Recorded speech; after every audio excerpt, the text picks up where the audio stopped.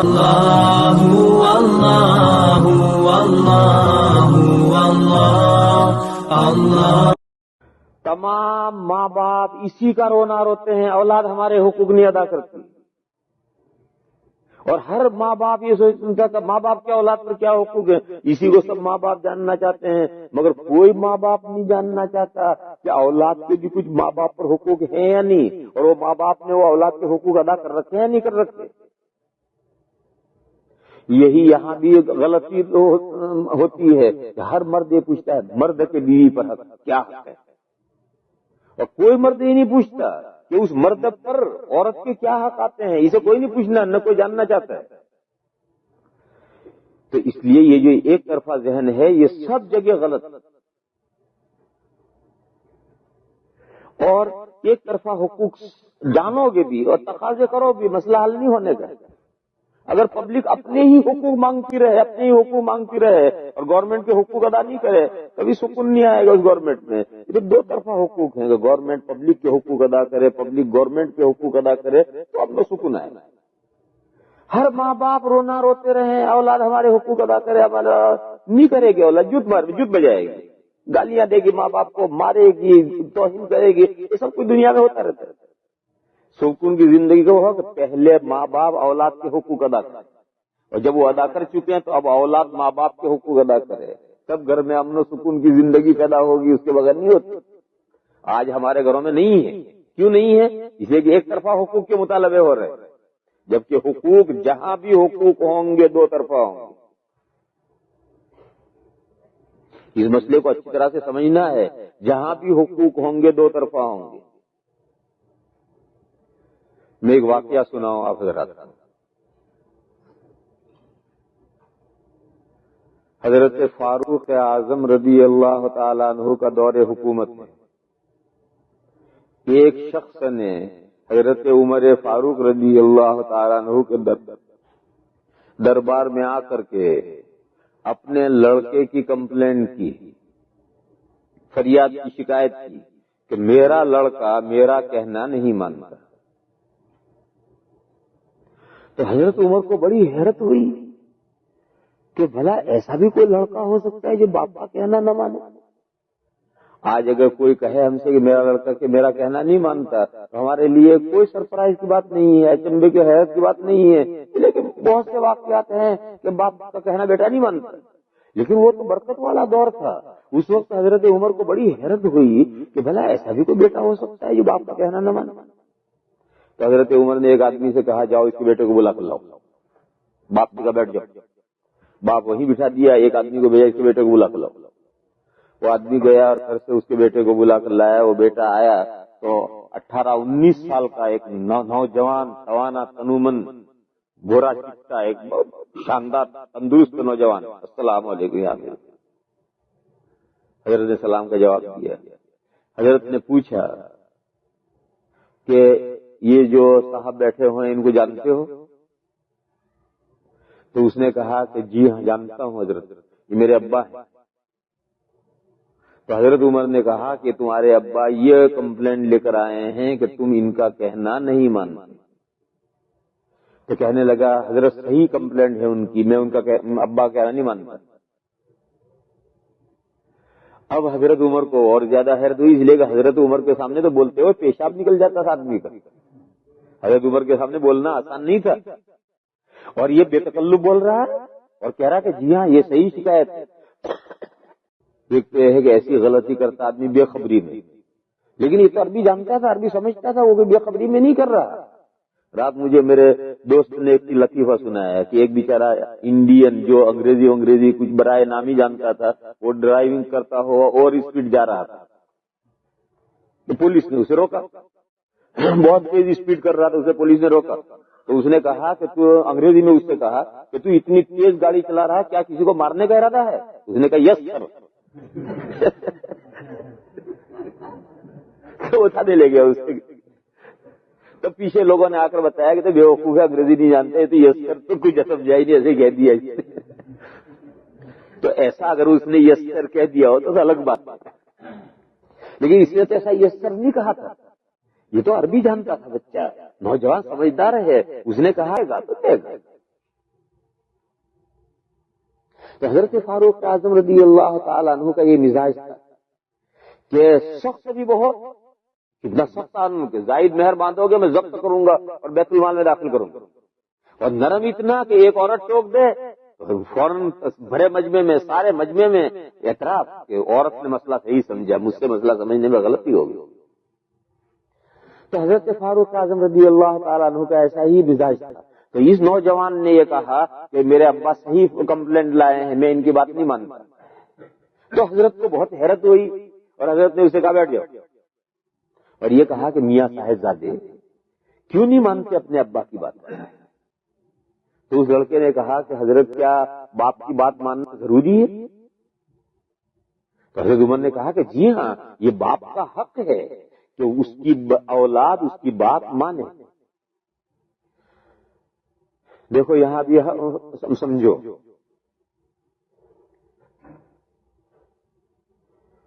تین حق ہیں: خدمت، اطاعت اور تعظیم۔ تعظیم اس میں باپ کا حق بڑا ہوا ہے، ماں کا اس میں کوئی حق نہیں، اور خدمت اس میں ماں کا حق بڑا ہوا ہے۔ خدمت باپ کی بھی کرنی ہے، ماں کی بھی کرنی ہے، لیکن ماں کا حق اس میں بڑا ہوا ہے، خدمت میں ماں کا حق بڑا ہوا ہے، اور تعظیم میں باپ کا حق بڑا ہوا ہے۔ اور فرمان برداری، کہنا ماننا میں باپ اور ماں کا دونوں کا یکساں حق ہے۔ باپ کہے اس کی بھی ماننا ضروری ہے، ماں کہے اسے بھی ماننا ضروری ہے۔ اور باپ کا احترام کرنا، رسپیکٹ کرنا، تعظیم کرنا، جیسے وہ طالب علم استاد کا احترام کرتا ہے، مرید پیر کا احترام کرتا ہے، ایسے باپ کی تعظیم کرنا، یہ تعظیم باپ کا حق ہے۔ ماں کی بھی تعظیم کرنی چاہیے، لیکن ماں کا حق تعظیم میں کم ہے، باپ کا حق تعظیم میں زیادہ ہے۔ اور خدمت ماں کو بھی کرنی چاہیے، باپ کی بھی کرنی چاہیے، لیکن ماں کا حق خدمت میں بڑھا ہوا ہے، باپ کا کم ہے اس سے ماں سے۔ یہ سب درجہ بندی ہے، دونوں کی خدمت کرنی ہے، مگر ماں کا حق بڑھا ہوا ہے۔ ماں کا حق بڑا ہوا ہے کا مطلب یہ ہے کہ ایک وقت میں باپ نے کہا کہ مجھے وضو کرا، اور ماں نے کہا مجھے وضو کرا، ایک ہی وقت میں دونوں کہتے ہیں وضو کرا، ماں کو پہلے کرائیں گے، ابا کو بعد میں کرائیں گے۔ دونوں نے کوئی خدمت مانگی، اس نے کہا مجھے وہ چائے پلا، اس نے کہا مجھے چائے پلا، یہ خدمت ماں کو پہلے پلائیں گے، ابا کو بعد میں پلائیں گے۔ اور تعظیم باپ کا حق پہلے ہے، ماں کا بعد میں۔ اور کہنا ماننا، جب تعارض نہ ہو تو باپ جو کہے گا وہ بھی مانے گا بیٹا، اور ماں جو کہے گی اسے بھی مانے گا۔ یہ تین چیزیں الگ ہیں۔ تو حضرت فاروق اعظم رضی اللہ تعالیٰ عنہ نے کہا کہ باپ کا یہ حق ہے، ماں باپ کا یہ حق ہے کہ اولاد اس کا کہنا مانے، لہذا تیرا ابا جو کہتا ہے یہ ماننا چاہیے۔ جب یہ حق لفظ آیا تو اس لڑکے نے یہ کہا کیا حضرت کیا باپ کا ہی اولاد پر حق ہوتا ہے یا اولاد کے بھی باپ پر کچھ حق ہیں؟ تو حضرت عمر نے کہا کہ نہیں، دونوں طرف حق ہے، جیسے باپ کا اولاد پر حق ہے، اولاد کے باپ پر بھی حق ہے۔ تو اس لڑکے نے کہا کہ حضرت میں یہ جاننا چاہتا ہوں کہ اولاد کے کیا حق ہیں باپ پر؟ تو حضرت عمر نے فرمایا کہ اولاد کے تین حق ہیں باپ پر۔ سب سے پہلا حق اولاد کا یہ ہے کہ جب آدمی شادی کرنے کا ارادہ کرے تو سوچ کر، ڈھونڈ کر، جائزہ لے کر کے دیندار لڑکی سے نکاح کرے، تاکہ اس کی کوکھ سے جو بچہ پیدا ہو وہ دیندار پیدا ہو۔ عورت کے اثرات بچے پر پڑتے ہیں، سارے عورت کے اثرات بچے میں منتقل ہوتے ہیں، لہذا عورت آوارہ ہے، عورت بے نمازی ہے، عورت بری زندگی گزر رکھتی ہے، عورت ناجائز چیزیں کھاتی ہے، ان سب کے اثرات بچے پر آئیں گے۔ اور عورت دیندار ہے، صوم و صلاۃ کی پابند ہے، حلال و طیب غذا کھاتی ہے، اس کے خیالات سوچ جو ہیں دینی ہے، اس سب کے اثرات آئیں گے بچے میں۔ تو لہذا اولاد کا پہلا حق ماں باپ پر یہ ہے، باپ پر یہ ہے کہ باپ جو شادی کرنے کا ارادہ کرے تو سوچ کر ایسی عورت سے شادی کرے جو دیندار ہو، تاکہ اس کی کوکھ سے نیک اولاد پیدا ہو۔ پھر جب اولاد پیدا ہو جائے تو اس کا اچھا نام رکھے، یہ اولاد کا حق ہے باپ پر۔ کیوں؟ اس لیے کہ یہ نام ایسے مرحلے میں رکھنا ہے کہ اولاد کو اپنا نام نہیں رکھ سکتی، باپ ہی رکھے گا، اور اچھا نام رکھے گا تو اچھا اس کے اوپر اثر پڑے گا، اور برا نام رکھے گا برا اثر پڑے گا۔ نام کے اثرات پڑتے ہیں۔ نام کے اثرات کیسے پڑتے ہیں؟ الفاظ کے اثرات پڑتے ہیں۔ آپ اپنے ایک بیٹے کو، آپ تجربہ کیجیے، آپ ایک بیٹے کو جو تھوڑا بہت سمجھنے لگا ہے، 4 سال کا ہو جائے، 4 سال 5 سال کا ہو جائے، اب اس کا نام رکھ دو ڈایو، کوئرا بہت ڈایو چھائی یہاں، میرا بیٹا بہت عقل مند ہے یہاں۔ اب ہر مرتبہ اسے کہو تم ڈایو ڈایو کرو، کہو کوئی بھی موقع ہے تو لفظ ڈایو استعمال کرو، عقل مند عقل مند عقل مند، اس میں عقل پیدا ہو جائے گی۔ اور اس کا نام رکھو گانڈو، ارے گانڈا آئی ہو، وہ بیوقوف، یہاں ہر بات میں تم اسے بیوقوف کو بیوقوف کو بیوقوف، سال پر ہوتے ہوتے بیوقوف نہیں ہوگا تو بھی بیوقوف بن جائے گا۔ کر لو تجربہ، جس کو تجربہ کرنا ہو کر لے، جس کو تجربہ کرنا ہو کر لو، گانڈو گانڈو بیوقوف بیوقوف بیوقوف بیوقوف بیوقوف بیوقوف ہو جائے گا۔ اور بھلا بھلا بھلا، شریف شریف، سمجھدار سمجھدار سمجھدار، عقل مند عقل مند کہتے کہتے اس میں عقل آ جائے گا۔ تو الفاظ کا اثر پڑتا ہے، جو الفاظ آدمی بار بار سنتا ہے اس الفاظ کا اثر پڑتا ہے۔ تو جو نام ہے، یہ تو ہماری بدقسمتی یہ ہے کہ ہم ناموں کے معنی نہیں سمجھتے۔ یہ کا نام رکھا عاقل، عاقل کے کیا معنی؟ عقل مند۔ جب آپ بار بار بلائیں گے کہ بھائی عاقل بھائی یہاں آؤ، بھائی فلاں بھائی، تو عاقل کے معنی عربی والے تو سمجھتے ہیں، وہ تو عقل مند معنی ہے۔ جب وہ لفظ عاقل بار بار سنے گا تو اس کے اثرات پڑیں گے اس کو۔ اور اگر اس کا نام رکھو جاہل غافل، تو جاہل غافل احمق نام رکھو گے تو اس کے معنی بھی وہ سمجھتا ہے۔ بیوقوف کے معنی نہیں، بدھو کے معنی بدھ کو اس دن پیدا ہوئی، اور پیر کے دن پیدا ہو تو پیرو ہے، اور منگل کو پیدا ہو تو منگلو ہے، اور جمعرات کو پیدا ہو تو وہ جمعراتی ہے، اور جمعہ کو پیدا ہو تو وہ جمن ہے، جمن یا جمن بولتے ہیں۔ شنیچر اور اتوار کے لیے کوئی لفظ نہیں ہے، وہ برے لفظ ہیں، برے دن ہیں، اس لیے اس دن بچہ پیدا نہیں ہوتا۔ شنیچر جو ہے عیسائی، شنیچر یہودیوں کا ہے، اور اتوار جو ہے عیسائیوں کا ہے، اس لیے ان 2 دن بچے نہیں پیدا ہوتے مسلمانوں کے یہاں۔ اور باقی سب دنوں کے نام رکھتے ہیں، پیرو، منگلو، بدھو، جمعراتی اور جمن۔ تو حضرت نے بتایا کہ دیکھو، ماں باپ کا دوسرا حق یہ ہے کہ بچہ، اولاد کا دوسرا حق یہ ہے کہ جو اولاد پیدا ہو جائے، لڑکا ہو یا لڑکی ہو، اس کا بہترین شاندار نام رکھا جائے۔ تیسرا حق حضرت نے فرمایا کہ تیسرا حق یہ ہے کہ جب بچہ تعلیم کے قابل ہو جائے تو باپ، اولاد کا باپ پر یہ حق ہے کہ اس کو دینی تعلیم دے اور دینی تربیت دے۔ یہ 3 حق ہیں اولاد۔ دنیا میں لوگ اپنی اولاد کے لیے جمع کرنے کے لیے رات دن دوڑ دھوپ کرتے ہیں، محنتیں کرتے ہیں، جائز ناجائز کرتے ہیں، پیسہ اکٹھا کرتے ہیں تاکہ کچھ اولاد کے لیے بنا کر جائیں، کچھ زمین کچھ مکان بنا کر جائیں، کچھ بیلنس چھوڑ کر کے جائیں۔ حدیث شریف نے کیا کہا ہے؟ حدیث شریف نے کہا ہے ما نحل والد ولد خیر من ادب حسن۔ کسی باپ نے اپنی اولاد کو اچھی تربیت سے بہتر کوئی گفٹ کبھی نہیں دی۔ اولاد کے لیے بہترین گفٹ ہے وہ اچھی تربیت۔ اس اچھی تربیت پر جتنا خرچ ہو خرچ کرو، یہی اولاد کے لیے بہترین گفٹ ہے۔ انہوں نے تمہارا دیا ہوا مال اولاد کے پاس بھی 4 دن بھی نہیں رہنا ہے، وہ تو چند دنوں اڑا دے۔ میرے بھائیو، یہ مسئلہ سمجھو، اس ملک کے احوال جو ہیں وہ بہت خطرناک احوال ہیں۔ اپنے جنریشن اور اپنی نسلوں کی تعلیم و تربیت پر، اور ان تعلیم یعنی ان کو دین کی تعلیم دینا اور ان کو تربیت کرنا، یعنی اسلامی ماحول میں رکھ کر کے ان کی تربیت کرنا، اس کے لیے خرچ کرو۔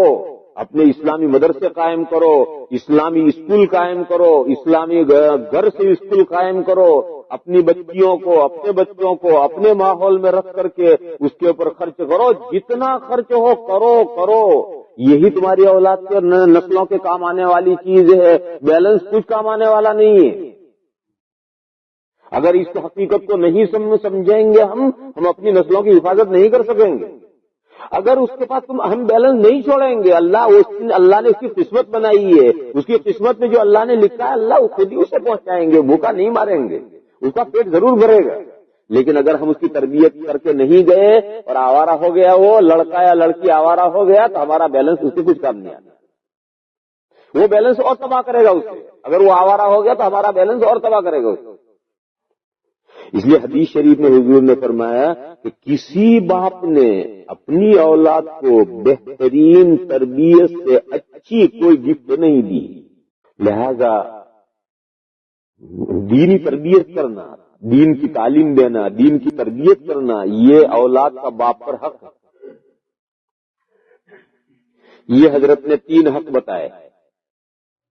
دیکھو یہ 3 حق ہیں، اس 3 کے حق کے بدلے میں 3 حق ہیں: باپ کی تعظیم، باپ کی اطاعت فرمان برداری اور باپ کی خدمت۔ یہ 3 حق ہیں، 3 کے بدلے میں 3 ہیں، 3 برابر سرابر حقوق ہیں، یہ نہیں کہ کم و بیش ادھر سے 3 حق ادھر ہیں تو ادھر سے 3 حق ادھر ہیں۔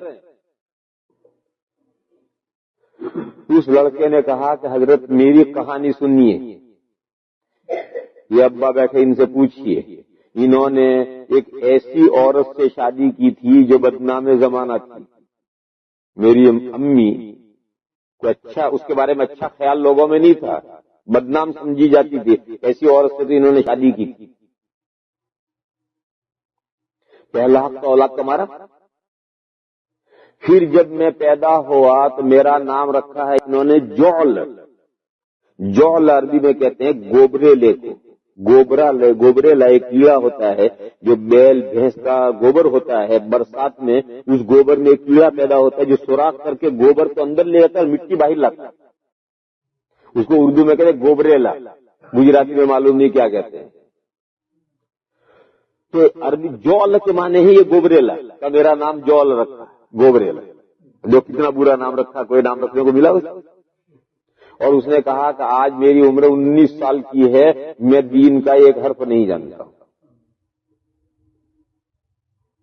تو 3 حق مارے، شادی کی تو اولاد کے حق کا لحاظ نہیں کیا، پیدا ہوا بیٹا تو نام رکھتے ہو تو اچھا نام نہیں رکھا، اتنی بڑی عمر ہو گئی اور دین کی نہ تعلیم دی نہ تربیت دی۔ تو اس لڑکے نے کہا کہ میری کہانی یہ ہے۔ حضرت فاروق اعظم رضی اللہ تعالیٰ عنہ کو اس قدر غصہ آیا، اس قدر غصہ آیا، اس قدر غصہ آیا، اور باپ پر اور اتنا ڈانٹا اور نکال دیا اپنے سے، گیٹ آؤٹ، کہا نکلو یہاں سے، پہلے تم نے اپنی اولاد کے جو 3 حق مار رکھے ہیں اس کی تلافی کرو، اور جب تلافی کر چکو تب کمپلینٹ لے کر آئی ہو کہ اولاد تمہارا کہنا نہیں مانتی۔ جب تک تم اپنے حقوق نہیں ادا کرو گے تمہیں کمپلینٹ کرنے کا کوئی حق نہیں پہنچتا۔ نکال دیا اپنے سے، جاؤ جو تم نے 3 حق مارے ہیں پہلے اس کی تلافی کرو، اور جب تک اس کی تلافی نہ کر لو میرے یہاں کمپلینٹ لے کر مت آئیو۔ یہ واقعہ ہے، روایت میں حدیث ہے، اس واقعے میں آپ اپنی معاشرے کی تصویر دیکھیں، اپنے معاشرے کی تصویر دیکھیں کہ کتنے ماں باپ ہیں جنہوں نے اولاد کے یہ 3 حق ادا کر رکھے ہیں، اور میں گارنٹی دینے کے لیے تیار ہوں اگر ماں باپ اولاد کے یہ 3 حق ادا کریں تو اولاد ایسی نالائق اور ناہنجار ہو ہی نہیں سکتی جو ماں باپ کے وہ 3 حق ادا نہ کرے۔ تعظیم، اطاعت، خدمت، یہ جو ماں باپ کے 3 حق ہیں یہ 3 حق ادا نہ کرے ممکن نہیں۔ لیکن اگر ماں باپ یہ اولاد کے 3 حق ادا نہیں کریں گے تو پھر ماں باپ کو جد بھی کھانے ہوں گے، گالیاں بھی کھانی ہوں گی، اور پھر رونا بھی پڑے گا، ان سے آنسو پوچھنے والا کوئی نہیں ہوگا۔ تو اصل مسئلہ تو میں یہ سمجھاتا تھا کہ شریعت میں کہیں ایک طرفہ حق نہیں ہے، یکساں حق ہے، ادھر سے ادھر، ادھر سے ادھر۔ تو یہ جو ہمارے یہاں ایک مزاج بنا ہوا ہے یہ پوچھنا کہ مرد کے عورت پر کیا حقوق ہے، بس یہی جو ایک طرف سے پوچھنے کا مزاج ہے میرے بھائیوں یہ صحیح نہیں ہے۔ ہمیشہ اصل بات تو یہ ہے کہ نیکی کر دفن کر، ہمارے یہاں اردو کے ایک مسئلہ نیکی کر دفن کر۔ میرا حق کیا ہے، میرا حق مت مانگو، مت نہ جانو، دوسرے کا مجھ پر کیا حق آتا ہے اسے سمجھو، اسے یاد کرو، دوسرے کا حق ادا کرو۔ جب دوسرے کا حق ادا کرو گے دوسرا جک مار کر ہمارا حق دے گا۔ دیکھو ہم پڑھاتے ہیں ہم کبھی یہ نہیں سوچتے کہ ہمارا حق ہمارے طلبا پر کیا ہے، کبھی نہیں سوچتے. ہاں یہ ہمیشہ سوچتے ہیں کہ ان طالب علموں کے کیا کیا حقوق ہم پر ہیں، اور ہمیشہ کوشش کرتے ہیں کہ ان بچوں کے حق تلفی نہ ہو. ان طلبا کے جو حقوق ہیں وہ ہم پورے حق ادا کریں، اور ہم پوری کوشش کر کے ادا کرتے ہیں. اور الحمدللہ ہمارے طلبا اپنے ماں باپ سے زیادہ ہماری خدمت بھی کرتے ہیں، احترام بھی کرتے ہیں، سب کچھ کرتے ہیں. کیوں کرتے ہیں؟ ہم نے کوئی حق ان سے نہیں مانگا، ہم نے ان کے حق ادا کیے. ان کے حق ادا کب کیے؟ جب ہم نے جانا کہ ان کے ہم پر یہ حق ہے. تو میرے بھائیوں یہ جاننے کی کوشش کرو ہماری بیویوں کے ہم پر کیا حقوق، اور اسے ادا کرنے کی کوشش کرو. اسے تم کمپلیٹ ادا کرو گے تو تمہارے تو حقوق خود بخود عورتیں ادا کریں گی. انسان احسان کا غلام ہے. جب تم ان کے حق ادا کرو گے وہ ان پر احسان ہوگا، اور انسان احسان کا غلام ہے، وہ تمہارے حقوق ضرور ادا کرے گی. لیکن ہماری مشکل تو یہ ہے کہ استاد چاہتا میرا حق، شوہر چاہتا میرا حق. میرا حق تو سب کہتے ہیں مجھ پر حق یہ کیوں نہیں پوچھتا کوئی، اور اسے کیوں نہیں جاننا چاہتے اور اسے ادا کرنے کیوں نہیں کوشش کرتے. وآخر دعوانا الحمدللہ.